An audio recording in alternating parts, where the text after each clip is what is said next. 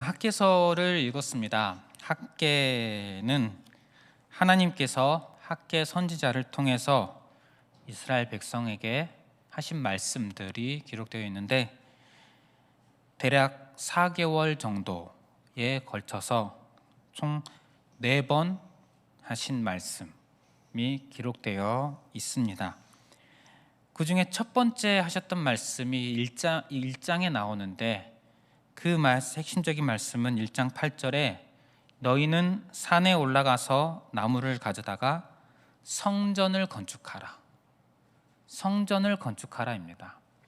이게 학개서의 처음부터 끝까지 전반적인 모든 상황에 흘러가는 하나님의 명령입니다. 성전을 건축하라. 당시는 포로 후기 시대입니다. 이스라엘이 바벨론에 의해 멸망됐고 예루살렘 성전은 파괴되었고 많은 이들이 바벨론의 포로로 사로잡혀 갔다가 수십 년 후에 거의 50년 가까이 되어서야 고레스 왕의 칙령에 의해서 이스라엘 백성들이 고향 땅으로 돌아옵니다. 돌아온 자들은 하나님 앞에서 제사를 드리고 성전을 다시 짓기 시작합니다. 그래서 성전의 기초 공사까지가 되었는데, 주변 민족들의 방해로 인해서 딱 거기까지 기초 공사를 진행된 상태로 성전 공사가 중단이 됩니다. 그리고 약 16년 정도가 흐른 상황이 오늘 학개, 포로 후기 시대 학개의 말씀 상황입니다. 하나님은 학개 선지자를 통해서 성전을 다시 건축하라, 멈췄던 성전 건축을 다시 진행하라고 명령하십니다. 학개 선지자를 통해서 성전을 건축하라는 하나님의 말씀을 들은 이스라엘 백성들은 여호와 하나님을 경외하는 마음으로 그 말씀을 따르기 시작합니다. 그래서 중단되었던 성전의 공사가 다시 시작됩니다. 이것이 학개 1장의 내용입니다. 성전 공사가 다시 시작되고 대략 한 달 정도 지난 후 하나님께서 학개 선지자를 통해서 이제 두 번째로 말씀을 하십니다. 그 말씀이 오늘 우리가 읽은 말씀입니다. 2장 1절에 보면 일곱째 달 곧 그 달 21일에 여호와의 말씀이 선지자 학개에게 임하니라 이르시되, 하나님께서 이제 두 번째로 하시는 말씀이 어떤 말씀이신가 보면 3절에 보면 너희 가운데에 남아있는 자 중에서 이 성전의 이전 영광을 본 자가 누구냐? 이제 이것이 너희에게 어떻게 보이느냐? 이것이 너희 눈에 보잘것없지 아니하냐? 무너졌던 이 성전의 이전의 모습, 그러니까 무너지기 전의 모습, 그리고 지금 다시 짓고 있는 이 성전의 모습을 비교하십니다. 이전 성전은 제1성전 또는 솔로몬 성전이라고도 부릅니다. 그 성전의 모습이 얼마나 대단했는지는 아마도 잘 아실 것입니다. 온갖 황금으로 뒤덮인 솔로몬 시대의 온갖 역량을 다 들인 굉장한 성전이었다고 합니다. 그런데 지금 다시 짓고 있는 이 성전은 어떻습니까? 이전의 성전이 무너져서 완전히 폐허가 되어 있는 상태로 50년 가까이 지난 그대로 방치가 된 상태, 그 땅입니다. 다시 그곳에 성전을 지으려고 기초 공사까지는 하였지만 그 상태로, 기초 공사까지 한 상태로 20년이 채 안 되는 16년, 17년 정도가 지나버린 중단된 상태, 얼마나 흉물스러웠겠습니까? 그리고 이제 다시 세우기 시작한 지 한 달이 되어 갑니다. 볼품 없었을 것입니다. 아직 완공되지 않았습니다. 완공된다 하더라도 솔로몬 시대와 같은 그런 투자를 할 수 있겠습니까? 3절 말씀은 이전에 그 솔로몬 성전에 비해서 지금 너희가 짓고 있는 이 성전의 모습이 어떠하냐? 너희 눈에 보기에 어떠하냐? 보잘것없지 않냐? 이렇게 말씀하고 있습니다. 너희 눈에 보기 어떠냐? 보잘것없지. 하나님께서 이렇게 지적을 해주시는데 과연 이 보잘것없어 보이는 성전 굳이 건축을 해야겠습니까? 건축을 해야 하는 것입니다. 왜냐하면 이유가 참 많습니다. 먼저 하나님께서 명령하신 일입니다. 조금 전에 1장의 첫 번째 명령을 제가 말씀드렸습니다. 성전을 건축하라. 하나님의 명령입니다. 그리고 그 명령에 하나님께서 감동을 시키셨습니다. 1장 14절에 보면 여호와께서 스알디엘의 아들 유다 총독 스룹바벨의 마음과 여호사닥의 아들 대제사장 여호수아의 마음과 남은 모든 백성의 마음을 감동시키심에, 스룹바벨과 여호수아는 당시의 지도자들입니다. 그리고 남은 모든 백성, 그러니까 모두들의 마음을 감동시켜서 하나님 명령대로 성전을 짓게 하셨습니다. 또한 격려하십니다. 4절에 보면 그러나 여호와가 이르노라, 너희가 본 그 성전 지금 모습 너희 눈에 볼품없다, 보잘것없다. 그러나 여호와께서 말씀하십니다. 스룹바벨아 스스로 굳세게 할지어다. 여호사닥의 아들 대제사장 여호수아야 스스로 굳세게 할지어다. 지금 격려하고 계십니다. 이어서 보면 여호와의 말이니라 이 땅 모든 백성아 스스로 굳세게 하여 일할지어다. 모든 백성을 격려하고 계십니다. 굳세여라, 일하여라. 무슨 일을 말하는 것이겠습니까? 성전을 다시 건축하기 시작한 지 한 달 정도 된 상황, 계속해서 건축하라는 그런 말씀 아니겠습니까? 초라하고 이전에 비해서는 보잘것없어 보이는 성전, 다시 짓는 것이 무슨 의미가 있을까? 인간적으로 이런 생각이 들 수도 있겠지만 하나님은 포기하지 말고 지치지 말고 계속 지으라고 지금 격려를 하고 계십니다. 그리고 4절 마지막 부분에 내가 너희와 함께하노라. 그 짓는 다시 성전을 건축하는 그들의 손, 그들과 함께하겠다 말씀하십니다. 하나님 말뿐만 이렇게 하신 것이 아닙니다. 실제로 도우셨습니다.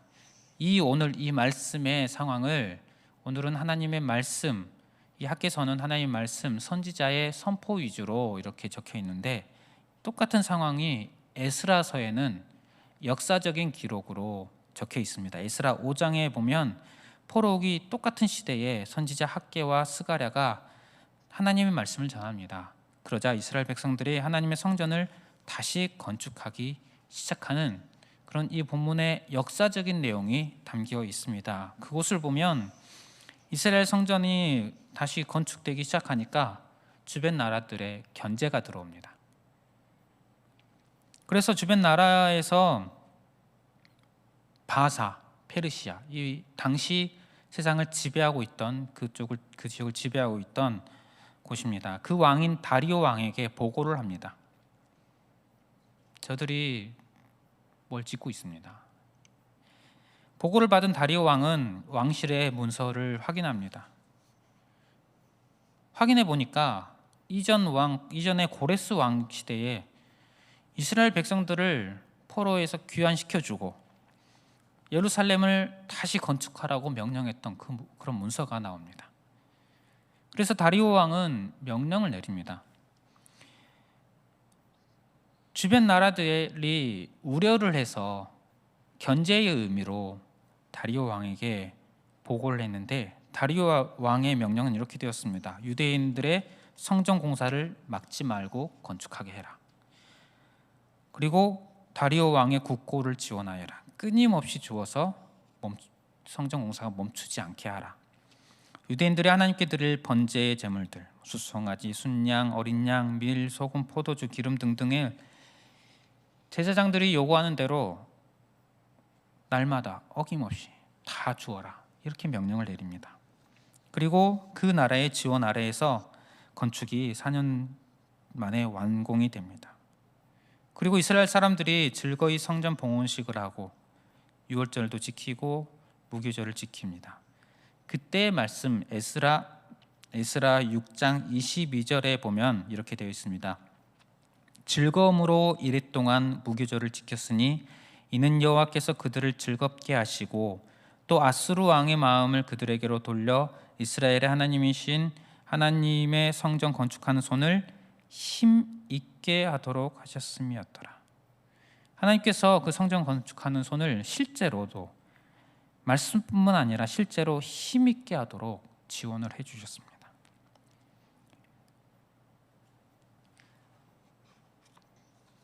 그들이 짓고 있는 성전이 눈에 보이기에는 보잘것없는 성전이지만 하나님께서는 건축하기를 원하시고 함께 하시고 도우고 도와주고 계십니다. 이 보잘것없어 보이는 성전, 마치 당시의 이스라엘 백성 그들 자신을 나타내는 듯합니다. 성전이 파괴된 지 거의 70년 가까이 되어가고 있습니다. 몇 년 남지 않았습니다. 즉 나라를 잃은 해가 그 정도 되었다는 것입니다. 그중에서 50년 정도는 타국 생활을 하였고 다른 나라에 끌려가서 타국에서 생활을 하였고 오랜 시간이 지나 돌아왔지만 그들은 성전을 제대로 세우지 못하고 나라의 중심을 제대로 잡지 못하고 살아가고 있습니다. 우리나라가 일제강점기가 35년이었습니다. 해방 직후에 우리나라의 상태를 아실 것입니다. 세계에서 가장 힘들게 사는 나라 중에 하나였습니다. 다른 나라의 도움을 받고 살 수밖에 없는 그런 상태였습니다. 이스라엘은 더 긴 시간 동안 나라를 잃은 상태로 살아갔다는 것입니다. 그러니 나라가 얼마나 황폐하고 얼마나 패배감이 있었을 것입니까? 왜 우리나라가 이렇게 되었을까? 과연 우리가 하나님의 백성이 맞는가? 그들의 선민의식들, 하나님께서 우리를 돌보고 계시는가? 우리에게 희망이 과연 있는가? 이런 생각들을 할 수밖에 없었을 것입니다. 우리가 보통 탕자라고 말하는 탕자가 비슷한 상황을 경험하였습니다. 아버지께서 버젓이 살아계시는데 물려줄 재산을 미리 달라고 하고 그리고 떠났습니다. 그렇게 불효를 저지르고 가서 방탕한 생활을 하고 재산을 다 써버리고 비참해지니까 그제서야 아버지 집을 생각합니다.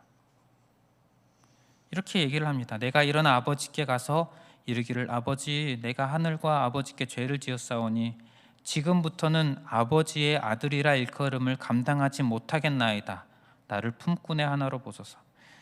나는 아버지의 아들도 아닙니다. 아들 자격이 없습니다. 나 같은 것이 무슨 아들입니까? 이런 생각, 이런 마음을 가진 것입니다. 참 이스라엘 백성들이 폐허가 되어 있는 이제 지어져 가고 있는 그 초라한 돌덩이를 보면서 그런 생각을 하지 않았을까 싶습니다. 그런 하나님께서 성전을 건축하라. 성전을 건축하라. 이렇게 하면서 하나님께서 말씀하십니다. 5절에 보면 너희가 애굽에서 나올 때에 내가 너희와 언약한 말과 나의 영이 계속하여 너희 가운데 머물러 있나니 너희는 두려워하지 말지어다. 너희가 애굽에서 나올 때에 내가 너희와 언약한 말, 하나님의 언약, 과거 조상들의 출애굽과 지금 당시 포로 생활에서 되돌아온 일을 겹쳐서 표현한 듯한 그런 느낌입니다. 너희 조상이 아니라 너희가 애굽에서 나올 때, 누가 봐도 이것은 출애굽을 떠올리게 하는데 또 너희가, 굉장히 이 두 가지 상황을 겹친 듯한 그런 느낌으로 표현이 되어 있습니다. 출애굽 때의 약속이 무엇입니까? 하나님은 이스라엘의 하나님, 이스라엘은 하나님의 백성.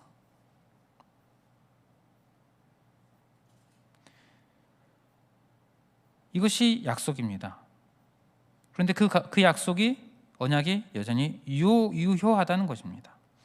하나님은 여전히 그들의 하나님이시고 그들은 여전히 하나님의 백성이라는 그런 얘기를 해주고 계십니다. 이스라엘 입장에서는 놀라운 말씀이었을 것입니다. 그들이 멸망한 이유, 예루살렘 성전이 파괴되었던 이유는 언약을 어기고 범죄했기 때문입니다. 언약을 버렸습니다. 언약을 버렸다는 말은 하나님을 버렸다는 것과 같습니다. 그에 대한 형벌로 예루살렘 성전이 파괴되었습니다. 그런데 하나님은 언약을 버리지 않으셨다는 것입니다. 이스라엘을 버리지 않으셨다는 것입니다. 언약이 그대로 머물러 있다. 나의 영이 머물러 있다. 성전을 건축해라. 탕자가 아버지 집에 돌아가면서 나는 더 이상 아버지 아들이 아니다 했는데 아버지는 어떻게 하셨습니까? 달려와서 끌어안고 입 맞추고 내 아들이다. 내 아들이 돌아왔다. 이스라엘 양은 하나님 아버지의 마음이 이러한 마음입니다.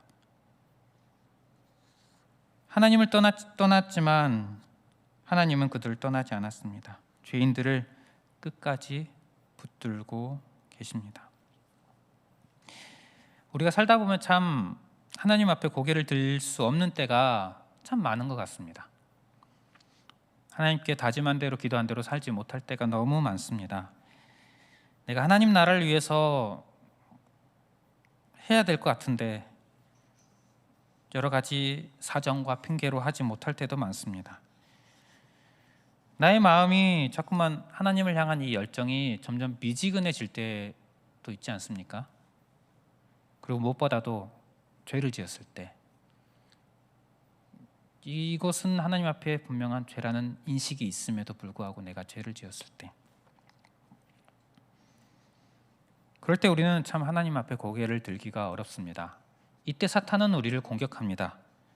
흔들어댑니다. 하나님께서 너를 안 좋아하실 것이다. 하나님께서 너와 거리를 두신다. 하나님과의 거리가 멀어졌다. 그러나 하나님께서는 그런 우리에게 어떻게 하십니까? 오늘 말씀과 같이 자꾸 반복해서 얘기하십니다. 여전히 너는 나의 백성이다. 나의 자녀이다. 나는 여전히 너의 하나님이다. 나는 여전히 너의 곁에 있기를 원한다. 너와 함께 너의 가운데 거하기를 원한다. 성전을 건축한다는 말은 하나님께서 임재하신다는 말입니다. 하나님께서 임재하시는 곳을 세우는 것입니다. 내가 너와 함께 하겠다. 하나님은 참 신실하십니다. 우리는 자꾸만 하나님을 처음 만났을 때의 약속, 또 살아가면서 주셨던 은혜들 있습니다. 의심합니다. 자꾸만 멀어집니다. 하지만 하나님은 어떻습니까? 한결같으십니다. 우리에게 주셨던 약속들, 말씀들 결코 변함이 없으십니다. 하나님이 우리에게 이런 분이시라는 사실, 우리 하나님의 마음을 우리가 다시 한번 깨달아 아시기를 바랍니다. 혹시 지금 하나님과의 거리가 멀어져 있지 않으십니까? 하나님과의 관계에 문제가 있으십니까? 하나님은 그렇게 생각하지 않으십니다. 하나님에게 있어서 여러분은 이전에 정말 충만했을 때 만났던, 충만했을 때 나와 함께 하셨던 그 하나님 그대로이십니다. 이 사실을 믿으시길 바랍니다. 이 사실을 믿으시고 하나님 앞에 즐거이 담대하게 가시기를 바랍니다. 하나님께서 또한 약속을 주십니다. 9절에 보면 이 성전의 나중 영광이 이전 영광보다 크리라. 만군의 여호와의 말이니라. 약속을 주십니다. 조금 전에는 너희 눈에 보기에 보잘것없지 했습니다. 그러나 주신 약속은 나중 영광이 이전 영광보다 크리라. 이전 영광은 솔로몬 성전 때의 영광 아니겠습니까? 그보다 더 영광스러운 성전이 될 것이다. 이것은 외적인 모습을 말하는 것이 아닙니다. 이 백성들이 짓게 돼서 나중에 완성을 하게 되는 성전을 스룹바벨 성전이라고 부르는데, 이전에 솔로몬 성전에 비하면은 그렇게 대단한 것이 아닙니다. 솔로몬 시대의 그 지혜, 지식, 부, 재물 그 이상이 있을 수가 없습니다.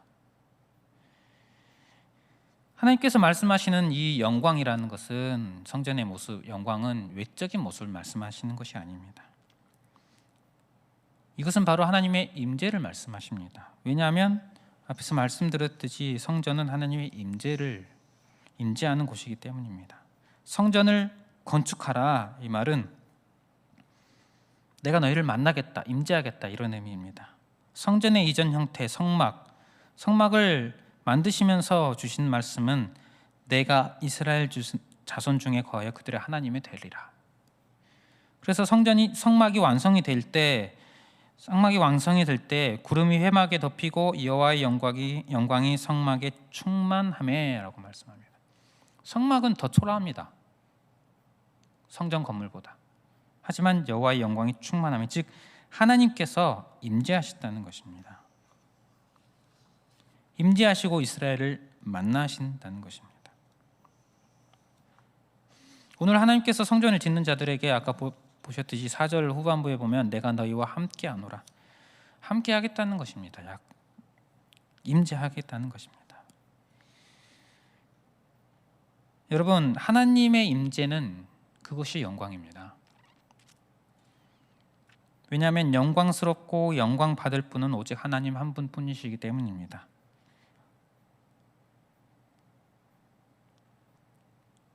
하나님만이 영광 받기에 합당하신 분이시기에 이전 영광보다 크리라, 이 약속은 어떤 약속이겠습니까? 내가 거기에 임재하겠다, 이전보다 더 친밀히 임재하겠다, 이런 약속이라는 것입니다. 그러므로 오늘 우리가 이 말씀을 보면서 성전을 건축하라, 이 말씀을 우리가 좀 기억했으면 좋겠습니다. 이 말씀을 우리가 생각할 때 우리가 어떤 마음에 생겨야 하겠습니까? 하나님의 임재. 하나님이 지금 나에게 임재하셔서 나와 더 친밀하기를, 가깝게 지내기를 원하시는구나. 성전을 건축하라, 이 명령을 보면서 우리가 이 마음을 가지시기를 바랍니다. 왜냐하면 우리는 하나님의 성전이기 때문입니다. 이 구약시대의 성전이 더 발전되어서 성전의 실체가 오셨습니다. 예수 그리스도이십니다. 예수 그리스도의 이름, 또 다른 이름 임마누엘, 보라 처녀가 잉태하여 아들을 낳을 것이요 그 이름을 임마누엘이라 하리라 하셨으니 이를 번역한즉 하나님이 우리와 함께 계시다 함이라. 하나님의 본체께서 우리에게 오신 것이 임마누엘, 예수님이십니다.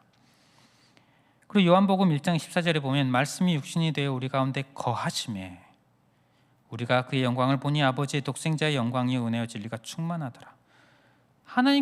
말씀께서 직접 오셨습니다. 우리 가운데 거하셨습니다.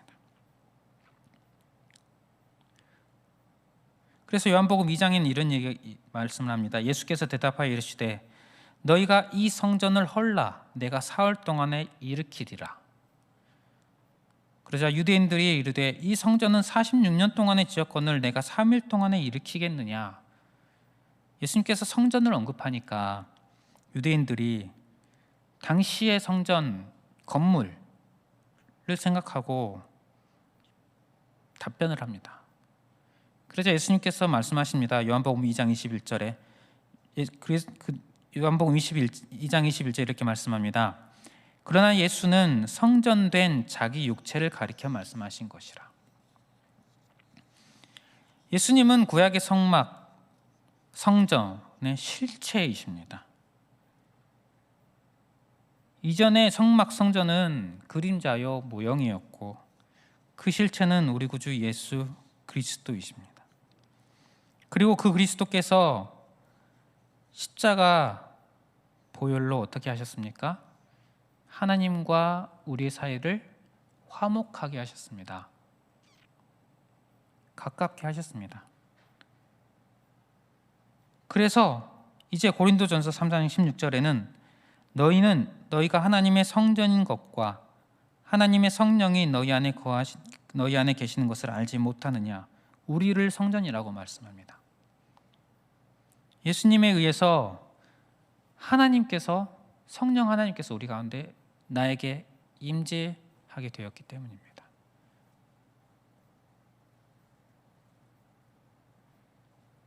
그러므로 성전을 건축하라는 우리 이 말씀을 보며 우리가 어떤 생각을 가져야겠습니까? 성전된 내가 하나님께 더 가까이 가야겠구나.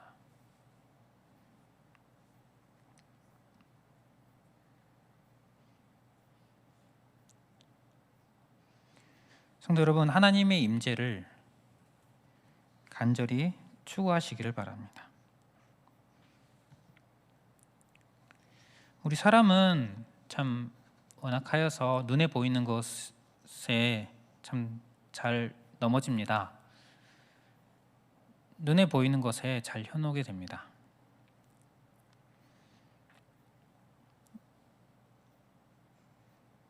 굉장히 거대하고 수많은 사람들이 모인 그런 예배의 자리, 그곳에 거하시는 하나님, 그리고 제가 개인적인 아무도 없는 골방에서 혼자 하나님께 예배하며 예배할 때 거하신 하나님, 다른 분이 아니십니다.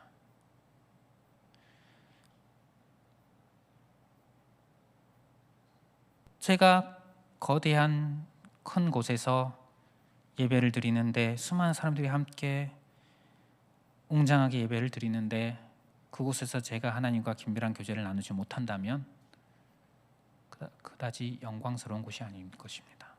그러나 제가 골방에서 그 어느 때보다도 하나님과 깊은 교제를 나누게 된다면 그 어느 곳보다도 영광스러운 자리가 될 것입니다.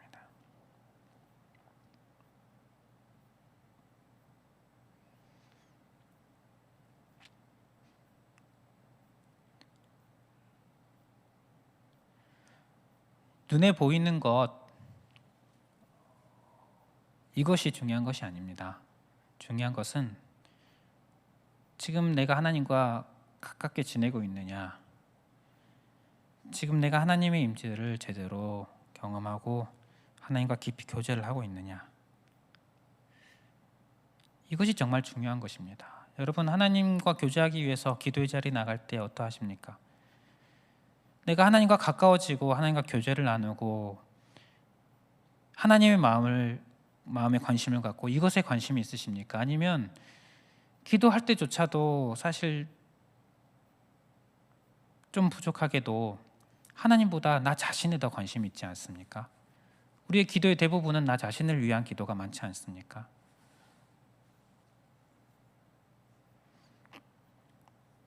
물론 하나님께서 그것도 다 귀하게 보시고 다 이해해 주실 것입니다. 하나님께서 우리에게 완벽해야만 우리를 기뻐하시는 분이 아니기 때문입니다. 우리의 부족함을 당연히 아시고 보실 것입니다. 그 모습도 귀하게 여기실 것이지만, 그러나 우리가 나 자신보다도 하나님께 더 관심을 가지고 하나님과 교제를 하고 하나님을 만나고자 하고,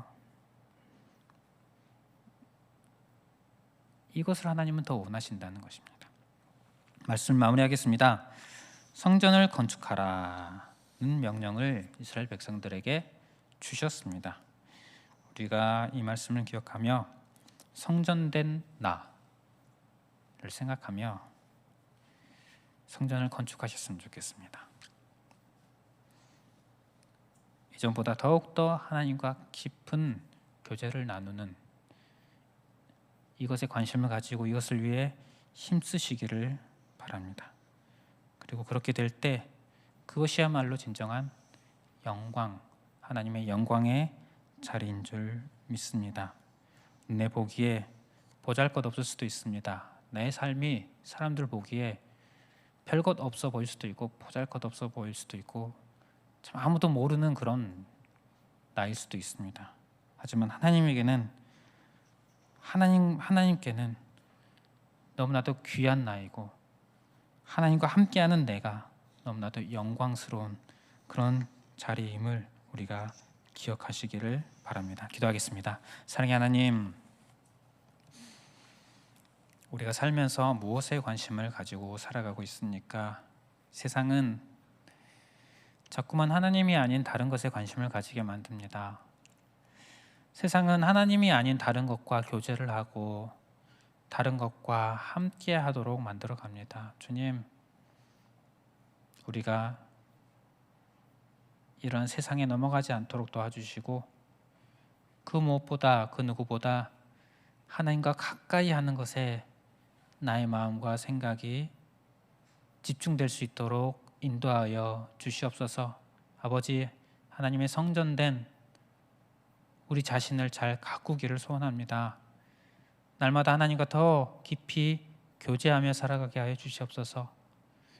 날마다 하나님의 임재하심을, 나와 함께 하시는 그 성령님을 외면하는 것이 아니라 그분과 더욱더 깊이 동행하며 살아가는 우리가 될 수 있도록 인도하여 주시옵소서. 예수님 이름으로 기도드립니다. 아멘.